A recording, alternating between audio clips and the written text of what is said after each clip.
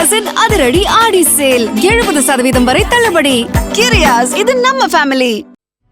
எதிர்க்கட்சி தலைவர் உதயநிதி கைது, போராட்டம், பதற்றம், விடுவிப்பு என பரபரப்பான சூழலில் விஜய் தலைமையிலான தாவேக அரசின் முதல் பட்ஜெட்டை நிதி அமைச்சர் மரிய வில்சன் சட்டப்பேரவையில் புதன்கிழமை தாக்கல் செய்தார். அரசு மருத்துவமனைகளில் பிறக்கும் தமிழ்நாட்டைச் சேர்ந்த ஒவ்வொரு குழந்தைக்கும் தாய் மாமனின் அன்பளிப்பாக 1 கிராம் தங்க மோதிரம் வழங்கப்படும். தாய் மாமன் சீர்திட்டம் வருகிற செப்டம்பர் 15ஆம் தேதி பேரறிஞர் அண்ணாவின் பிறந்த நாளன்று முறைப்படி தொடங்கி வைக்கப்படும் எனவும் இத்திட்டத்திற்கு 560 கோடி ரூபாய் நிதி ஒதுக்கீடு செய்யப்பட்டுள்ளதாகவும் அறிவிக்கப்பட்டது.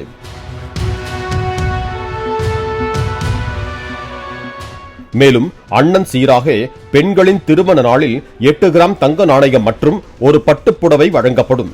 இதற்காக 812 கோடி ரூபாய் நிதி ஒதுக்கீடு செய்யப்பட்டுள்ளது.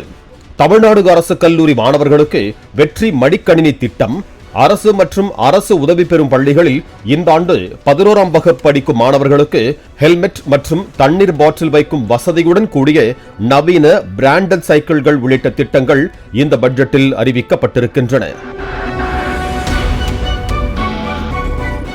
அது மட்டுமல்ல, 3734 அரசு பள்ளிகளை நவீனமயமாக்குவதற்காக 300 கோடி ரூபாய் ஒதுக்கப்பட்டுள்ளது.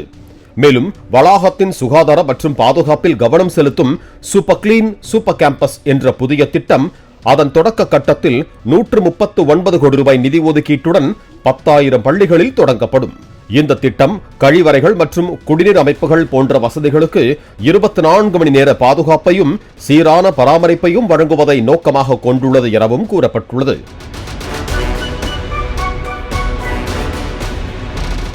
அதேபோல 12ஆம் வகுப்பு பொதுத் தேர்வு முடிவுகள் அடிப்படையில் மருத்துவ சேர்க்கை நடைமுறையை மீண்டும் கொண்டு வர வேண்டும் என்றும் நிதி அமைச்சர் மரிய வில்சன் மத்திய அரசிடம் வலியுறுத்தினார்.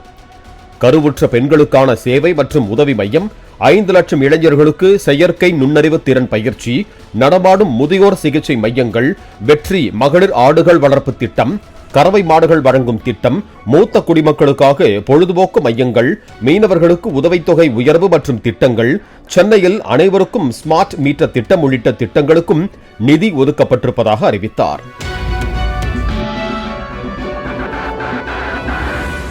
மேலும் எரிபொருள் இல்லாமல் செயல்படும் எலக்ட்ரிக் வாகனங்களை ஊக்கப்படுத்தும் விதமாக 5 ஆண்டுகளில் 20,000 பொது எலக்ட்ரிக் வெஹிக்கிள்ஸ் சார்ஜிங் நிலையங்கள் உருவாக்கப்படும். இதற்காக 50 கோடி ரூபாய் நிதி ஒதுக்கீடு செய்யப்பட்டிருப்பதோடு குடியிருப்புகளிலும் எலக்ட்ரிக் வெஹிக்கிள்ஸ் சார்ஜிங் நிலையங்களுக்கு அரசு மானியம் வழங்கப்படும். இதற்காக 5 கோடி ரூபாய் நிதி ஒதுக்கீடு செய்யப்பட்டதாகவும் அறிவிக்கப்பட்டுள்ளது.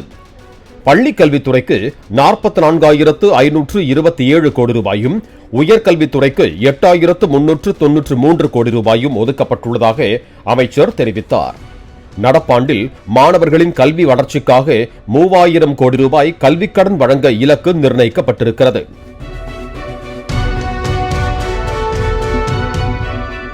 இருநூறு யூனிட் இலவச மின்சாரம் வழங்குதல் மற்றும் பெண்கள் பாதுகாப்பிற்கான சிறப்பு விரைவு படையின் செயல்பாடுகள் உள்ளிட்ட திட்டங்கள் தொடர்ந்து செயல்பட்டு வருவதையும் நிதி அமைச்சர் சுட்டிக்காட்டியதோடு அனைத்து தேர்தல் வாக்குறுதிகளும் ஒரு முறையான படிப்படியான அணுகுமுறையின் மூலம் நிறைவேற்றப்படும் எனவும் உறுதியளித்தார்.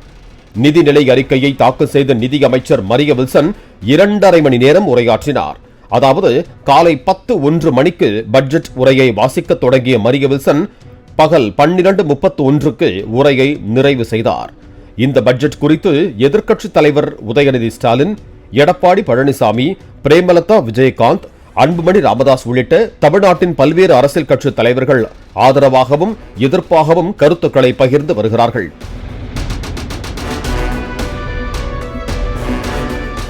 சட்டமன்ற வளாகத்தில் செய்தியாளர்களிடம் பேசிய உதயநிதி ஸ்டாலின், இந்த அரசின் செயல்பாடுகள் குறித்து யாரை கேட்டாலும் அதற்கு மிகப்பெரிய பூஜ்ஜியத்தை தான் வழங்குவார்கள்.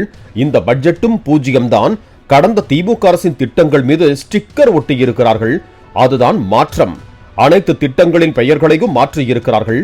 பெயர் மாற்றம் செய்வதற்கு எதற்காக அதிகாரிகளுடன் ஆய்வுக் கூட்டத்தை முதலமைச்சர் நடத்தினார்? அனைத்து குழந்தைகளுக்கும் தங்க மோதிரம் என்று கூறிவிட்டு இப்போது அரசு மருத்துவமனைகளில் பிறக்கும் குழந்தைகளுக்கு தங்க மோதிரம் என்று அறிவித்திருக்கிறார்கள். தமிழ்நாடு இந்தியாவிலேயே முன்னோடி மாநிலமாக இருப்பதாக பட்ஜெட் உரையில் அமைச்சர் ஒப்புக்கொண்டிருக்கிறார். அதற்கு எங்கள் நன்றி என்றார். இந்த பட்ஜெட் பத்தி பாத்தீங்கன்னா,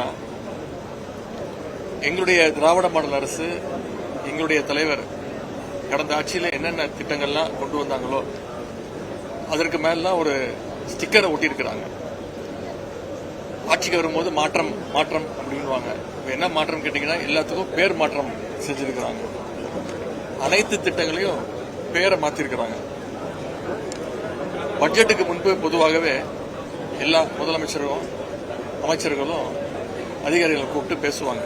அதே மாதிரி இந்த அரசும் கடந்த 10 நாட்களாக முதலமைச்சர் எல்லா அதிகாரியும் கூப்பிட்டு ஆலோசனை செய்வது மாதிரி போட்டோ ஷூட்லாம் நடத்தி அந்த புகைப்படங்கள்லாம் வந்தது. பெயர் மாற்றம் செய்வதற்கு எதற்கு ஒரு ஆய்வுக் கூட்டம் நடந்துச்சு, அதிகாரியோட என்ன டிஸ்கஸ் பண்ணாரு அப்படின்னு எங்களுக்கு தெரியல. தேர்தலுக்கு முன்னாடி எங்களுடைய தலைவர் தலைமையிலான அரசு தாக்கல் செஞ்ச பட்ஜெட்ல கல்வி, சுகாதாரம், தொழில் வளர்ச்சி, இப்படி பல்வேறு சமூக நலத்திட்டங்கள் இருந்துச்சு. ஒவ்வொரு ஆண்டும் கல்வித்துறைக்கான ஒதுக்கீடு எங்களுடைய ஆட்சியில, திராவிட மாடல் ஆட்சியில பாத்தீங்கன்னா, கடைசியா தாக்கல் செய்த பட்ஜெட் 48,500 கோடி ரூபாய் கல்விக்கு எங்களுடைய தலைவர் ஒதுக்கி இருந்தாங்க. இப்போ அதை குறைச்சு, முதல் முறையாக குறைச்சு 44,500 கோடி ரூபாய் தான் இந்த முறை ஒதுக்கி இருக்கிறாங்க. அதிமுக பொதுச் செயலாளர் எடப்பாடி பழனிசாமி பட்ஜெட் குறித்து கூறும்போது, மக்களின் எதிர்பார்ப்பை அரசால் பூர்த்தி செய்ய முடியவில்லை, சிறந்த பட்ஜெட்டை அறிவிப்போம் என அரசு கூறியது, எந்தவிதமான அறிவிப்புகளும் இடம்பெறாதது ஏமாற்றம் அளிக்கிறது. ஏற்கனவே இருக்கும் திட்டங்களுக்கு ஸ்டிக்கர் ஒட்டி பெயர் மாற்றம் செய்திருக்கிறார்கள். 85 நாட்களில் எந்தவித புதிய திட்டங்களும் கொண்டு வரவில்லை. எல்லாவற்றுக்கும் ரீல்ஸ் வெளியிடுவதுதான் சாதனையாக உள்ளது. எந்த திட்டமும் முழுமையாக இல்லை, புதிய திட்டங்களும் இல்லை என எடப்பாடி பழனிசாமி தெரிவித்தார். ஆட்சிக்கு வருவதற்கு முன்பு மக்கள் எதிர்பார்க்கின்ற திட்டங்கள் நிறைவேற்றப்படும். இதுவரை எந்த ஒரு ஆட்சி காலத்திலும் கொடுக்க முடியாத திட்டத்திலெல்லாம் மக்களுக்கு வழங்குவேன் என்று வீரவசனம் பேசினார்கள். ஆனால் இந்த நிதிநிலை அறிக்கை, இந்த பட்ஜெட்டில் பார்க்கின்ற பொழுது ஒன்றுமே, எந்த ஒரு திட்டமுமே முழுமையாக இடம்பெறவில்லை. புதிய திட்டங்கள் எதுவுமே இடம்பெறவில்லை. தேர்தல் நேரத்தில் கொடுக்கப்பட்ட வாக்குறுதிகள் எதுவுமே நிறைவேற்றல. 2026 சட்டமன்ற பொதுத் தேர்தலின் போது தமிழக வெற்றி கழகத்தினுடைய தலைவர் மாண்புமிகு முதலமைச்சர் திரு ஜோசப் விஜய் அவர்கள் ஆட்சிக்கு வந்தவுடனே மகளிர் உரிமை தொகை 1000 ரூபாய் கொடுப்பதை 2500 ரூபாய் வழங்கப்படும் என்றும்,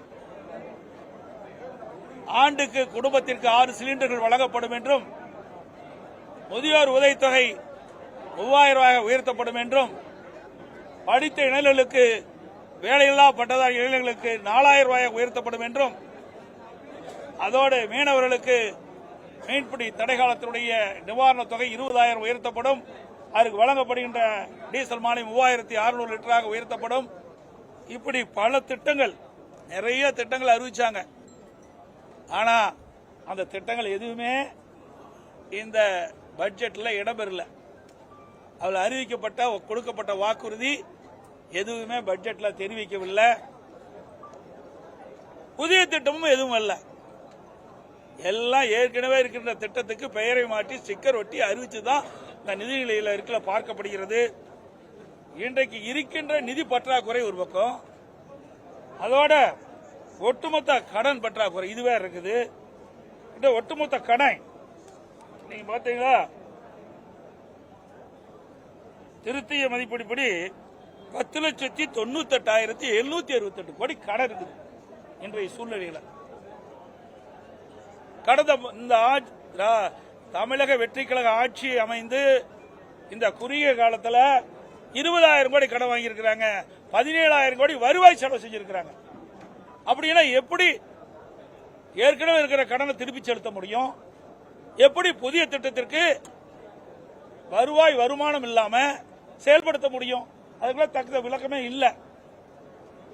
ஆக இந்த அரசாங்கம் எப்பவும் போல திராவிட முன்னேற்ற கழக அரசாங்கத்தில் எப்படி வர்ண ஜோடை செய்து அதை பட்ஜெட் தாக்கல் செஞ்சாங்களோ அதே போலதான் இந்த ஒரு பட்ஜெட் என்று சொல்லி சில அறிவிப்புகளை அப்படியே ஏற்கனவே இருக்கின்ற அறிவிப்புகளை மாற்றி அறிவிச்சிருக்காங்க. அவ்வளவுதான் இந்த பட்ஜெட்ல பார்க்க முடியும்.